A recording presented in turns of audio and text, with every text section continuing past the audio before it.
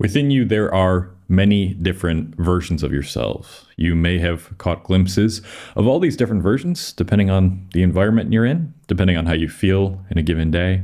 There's the version of you that is very fulfilled and at peace with life. There's the version of you that is more confident than usual in social situations. There's the version of you that's very motivated to do their work.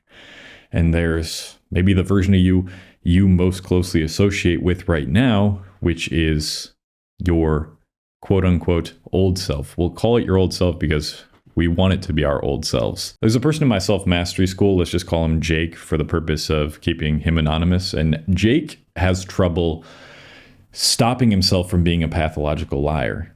He doesn't know why he does it. He just ends up lying in a situation where it doesn't even make sense to. He will frequently try to find the easiest way to get something. For example, he was cheating in a video game and that was the only way he was able to rank up in that video game. There's just some part of him that makes him want to lie when he shouldn't and cheat himself.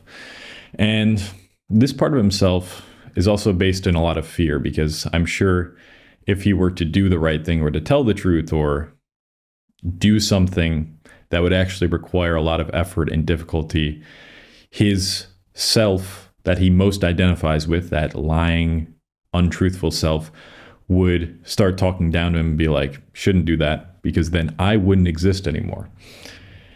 And so we were going through this conversation, and I identified this really good way to think about these different versions of yourself. So think about that version of yourself that's in your head that you don't want to identify with anymore. And picture it as separate from you. Like picture yourself looking at that version of yourself that you want to let go of. And this is why I titled the video, It's Time to Let Go of Your Old Self. Because your old self is really just a part of you. It is not all of you. The reason that you decide that the self that self-sabotages, that thinks badly of themselves, that doesn't do the right thing, that doesn't do the work that they know they should be doing, the reason you decide to identify most with that version is because that's the version that shows up the most in your life. Every action we take is helping to form the next evolution of our identity. And if you continuously repeat these negative actions, then the part of yourself that is negative, that thinks poorly of themselves, that is not confident, it's going to feel like the most real self within you. And so I told him, I said, you need to picture this self that you're trying to let go of outside of you and realize it isn't you. It's a part of you, like I've been saying, and shake its hand. Just look at it, be like, hey, I understand why you were here. You were trying to protect me, because that's why we do a lot of negative behaviors. It's all a form of keeping things certain, protected, and repeating patterns that our brain likes, because when we repeat patterns, it means that our brain can stay comfortable because it's certain what's going to come next. So that's how we build up these identities. And that's why we most commonly associate ourselves and say we are a certain part of our identity, even though it is just a part of us and not the whole thing. We say, I am not confident. I am depressed. I am not worthy of being loved. I am not capable of succeeding in life.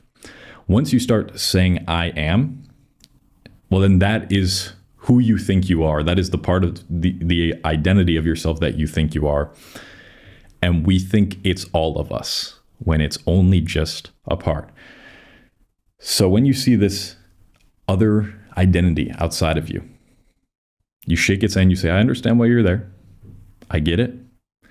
But now it's time for you and I to let go of each other. And I'm going to stop giving you as much validation for existing until you're just a memory. Every time you do these negative actions, you're giving that part of yourself validation to exist. And as soon as you take that smallest first step towards the identity that you want to become, then it starts to invalidate that identity. It starts to validate the new identity you're trying to create or bring out of yourself, I should say, because it's not even a creation of a new identity. When you become someone who's stronger, who is more confident, who's less afraid to take risks, who's willing to do more positive things, it's not a creation. It's simply just a discovery of the part of yourself that's always been within you. Because this identity you want to become, it already exists within you. It's just a matter of making it come out more by doing the things that make you want to identify with that part of yourself more.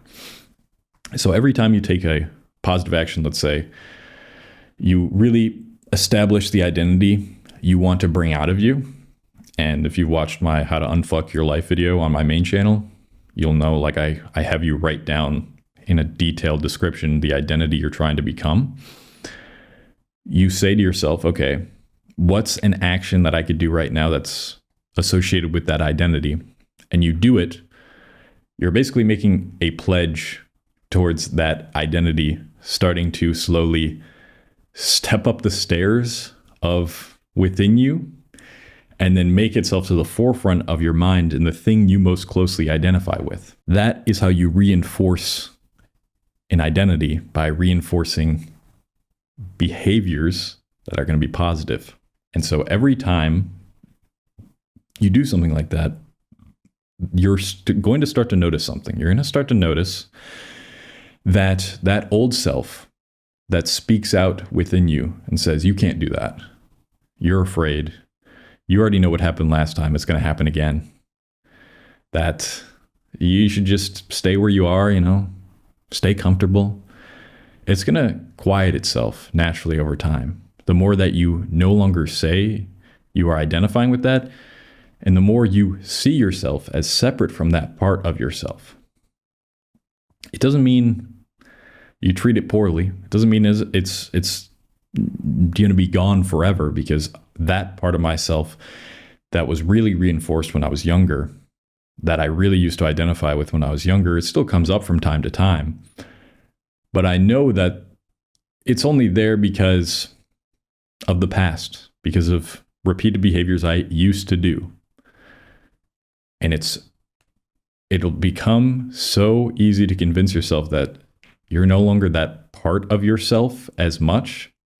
And you'll start way more closely identifying with the part of yourself that already exists within you that wants to go out and do good shit and actually wants to live this life and do fulfilling things and explore what this life has to offer. When you keep going back to that practice of seeing yourself as separate from that identity, saying, I'm no longer choosing to reinforce this identity or identify with this identity within me, and then doing and taking the pledge to do the positive action that is associated with the identity you wish would keep coming up within you, the part of yourself that you've caught glimpses of in the past, that you wish wouldn't just be glimpses anymore, but would rather define your personality. So all of these things that we say I am, start saying, no, this is a part of me. I am a part of this. And I don't want to be as much of a part of this as I am now, or I don't want to identify with this part of me as much. Because there's a much worse identity hiding within you and a much better identity hiding within you. It's all a matter of what you decide to associate with. And the associations come through the behaviors that you reinforce on a daily basis. And that all starts with, what's the identity I'm trying to more closely associate with more? And what actions does that identity do? How do they think about themselves? Okay, well, I'm going to choose to do those things now. And it's going to be really hard at the start because, like I said, that old identity is going to reach out to you and scream at you and be like, no, don't leave me. Don't abandon me. Don't abandon the parts of yourself that are scared and depressed and hopeless and purposeless. But you got to just look at it as outside of you and be like, you know what, dude? You were cool. Actually, maybe you weren't the coolest, but I understand why you're there. I'm going to shake your hand, but I'm leaving you behind now. It's Jover. It's Jover for me and you, for me and that part of myself. And look, there's that other part of myself that's over there. And it's waving out to me. It's saying, hey, you could have a much better life than you have right now if you come hang out with me more. And you're like, oh yeah, I could. Let me just go hang out with this guy. Seems to be having a more fun party over there.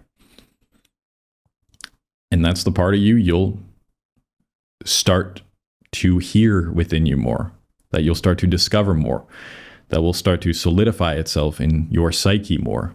And then naturally, the consequence of that will be that you will want to naturally do things that are good for you. Like I've talked about in previous videos on this channel.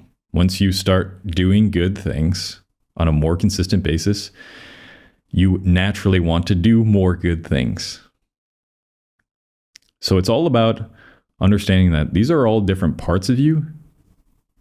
Things might define you. You might have like life-defining moments that define your character in the future and that create you.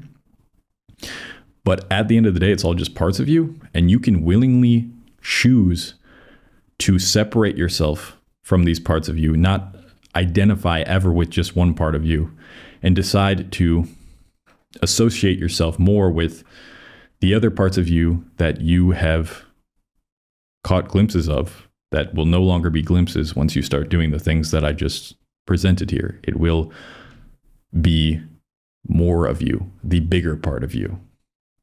So if you've been watching until this point, I mean, you probably care about self-improvement and self-mastery. Wanted to let you guys know that I've completely restructured the way I am going about selling my self-mastery school, which is on my website.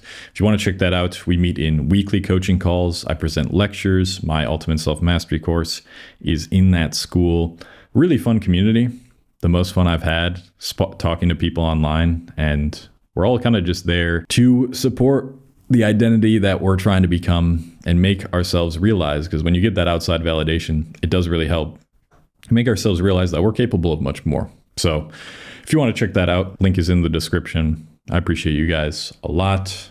And that's it. All right. Yeah.